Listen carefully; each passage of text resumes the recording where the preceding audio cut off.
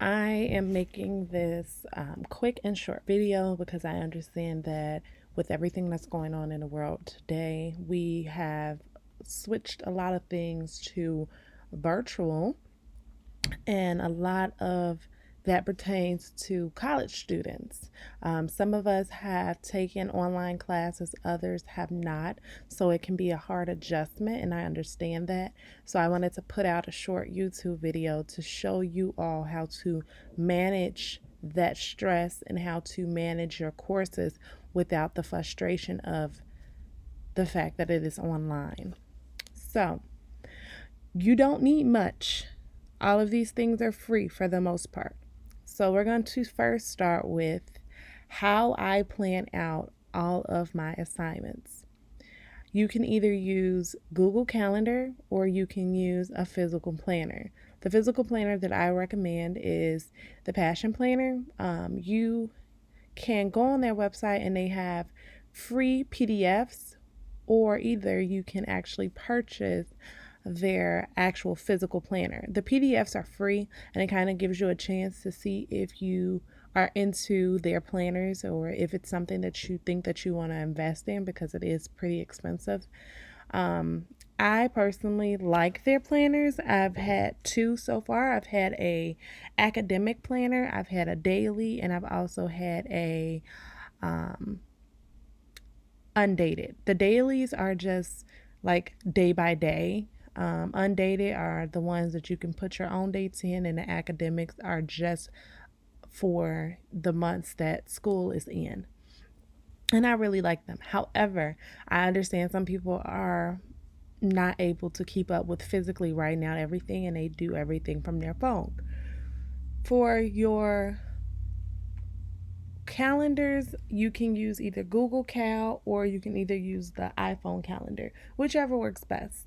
As you can see, I pretty much map out everything. I map out what time I go to work, my first break, my lunch, and my second break.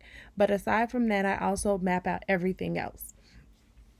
So, for homework assignments, I have three different categories. I have one for quizzes. Quizzes are in red. I have one for small assignments. Small assignments are in green. And then I have another category that is for big assignments. Big assignments are in blue. The reason I do that is so that way I'm able to identify at quick glance if something is going to take me a long time and if I need to start working on it right then and there, or if I can hold off a little bit. When you go over to the side of your Google Cal, which is why I really like it, you have two different options. You have Google Keeps and Google Tasks. Google Tasks, you can literally put in a task and then you can hit the edit button. You can put it to a specific category. You can put a date and a time. Google Keeps is kind of different. You can do sort of the same thing, but it's more of a sticky note. I went from using the sticky notes that came on my MacBook to this because I can access Google Keeps from any device. I can access it from my iPad, I can access it from a public library computer without having to have my physical laptop with me. And I also can update this on the go from my cell phone. For my sticky notes, I have them in different categories: homework, friendship, personal, professional growth, and NACWC, which is the organization for women that I'm a part of. So, for homeworks, I log everything down and then typically I put a due date. So if it's due today, I put the 5th at 11:55. Just so that way I can look at it quickly and know what is happening. This will help you not feel so overwhelmed. So say, because most of my assignments I typically do on Thursdays and Sundays. So that means leading up from Thursday to Sunday, I have to complete homework assignments for all of my courses. So rather than waiting until Thursday to do all of my Thursday homework or waiting until Sunday to do all of my Sunday homework, I'll map it out in my calendar leading up until the day. So say I have let's say 4 assignments leading up until Thursday. Initial discussion post, a reflection log, and maybe a quiz. I know that the quiz is going to take me some time, so I'll put the quiz on Monday. And I would spend just Monday working on that quiz, because 9 times out of 10, a quiz you can't go in and then go out. You have to do it in one sitting. So I'll do my quiz on Monday. However, if I'm not confident that I know the information for that quiz, I will wait until Wednesday to do that quiz. So it gives me from Sunday until Wednesday for me to read or research or whatever is necessary for me to pass that quiz. However, if you're going to do your quiz on Monday, then Tuesday and Wednesday will be the days that you do the other assignments, or vice versa. Monday, Tuesday will be the days that you do the other assignments. You do not have to do all of your assignments in one sitting. That's what a lot of people try to do, and that works for some people, but for other people like me, for instance, I have kids, so I am not doing all of my homework in one sitting, because 9 times out of 10, I'm not going to be able to sit still for why can't I type?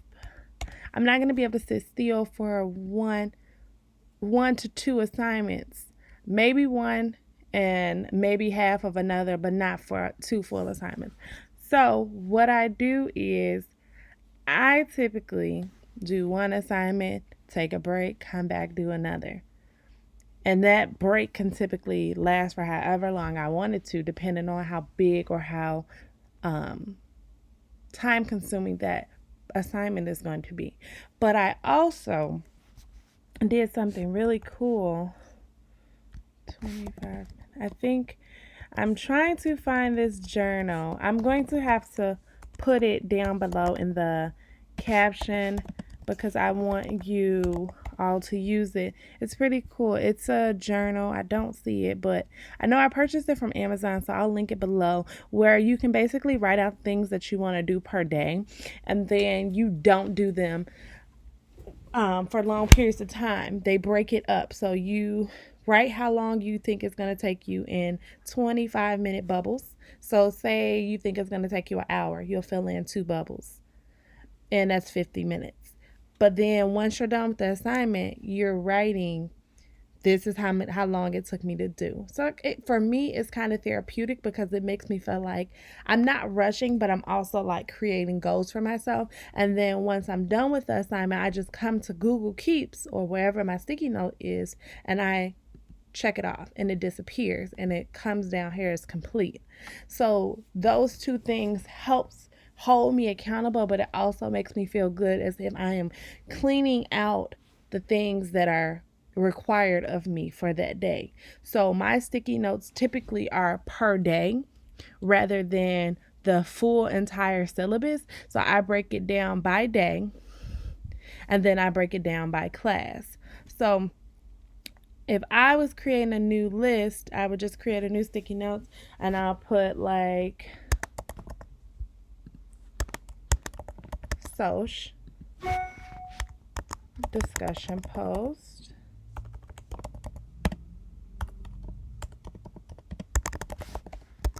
and then typically people have a, what is it called, two replies. Then you have a quiz. And if all this has to be done on Sunday, or discussion is Thursday, 2 replies is on Sunday, the quiz is on Sunday, I will come in and put this stuff in. So I know immediately I need to do the discussion post first and then start worrying about the things that's due on Sunday, because I want to make sure that I'm making all of my deadlines. So then from there, every time I did something, check it off, done. Now I know for that particular class I'm done, and I don't have to worry about it anymore. Now when it comes to you balancing, multiple classes and things like that, just create a new list for both classes, for however many classes you got. So for Soc, you create one discussion post. And then there you go. Then for another one, let's do math. These are just general. I'm not sure what classes you all have, but then for math, I would do another one, and then it'll pop up down there, and I'll keep going. But I'll make sure that when I'm putting this stuff into my sticky notes that I'm being intentional. So just because you put sticky notes, you also need to make sure you have time to write out those virtual to-do list, because you are going to use that as your roadmap as to how you complete your assignments and if they're being completed on time and submitted on time. Though that's how I personally do it. Mind you, I am someone who goes to work full time. I'm a full time student. I typically take 5 classes at a time, and I also have 2 small kids, both under the age of 5. So it's completely doable. And I've been taking online classes since 2015. So I've been taking online classes since 2015, and I have not had a problem with it. I am very active in my courses online. So if I'm not understanding something or something's not making sense, I am quick to email my teacher right away. If they do not follow up within 24 to 48 business hours, I email them again, piggybacking off of the first email just to see if they received the first one and then to ensure that it did not get lost in their email. The reason I say to be proactive is because a proactive student is a student who is going to pass. Teachers love to see students who actually care about what is going on with their education. So if it does not make sense to you, email your teacher. If the grade does not make sense to you, email your teacher. I've emailed my teacher in an instance where I did not understand why I completed a quiz and one of the questions was not right. And I had researched this question before I submitted the quiz. I researched it afterwards and I got the answer, and I still did not understand how my answer was not right and their answer was correct. And my teacher was receptive to that, and he ended up explaining to me why my answer was wrong. But the fact that I actually went out of my way to try to find the correct understanding as to why his answer was right, he gave me half credit for that question. So it never hurts to ask, and it never hurts to keep that open line of communication. I also would suggest, if you are still struggling to maintain your courses online, and if it's still too much, speak with your student success office. A lot of universities have that, where you can try to have someone help you with navigating, because a lot of people, they don't even understand how to navigate their school's online portal because they've never had to use it before. So that might even be confusing. If you all need any more videos or need any more tips on how to manage your online courses, please do not hesitate to put that in the comments. If this was helpful, please comment, please like, please share with another college student who may be struggling or may not understand how to navigate their online courses. If you need personal assistance, I do not mind helping you. Please send me a message or a comment and we can connect. Thank you guys for watching. Catch you on the next one.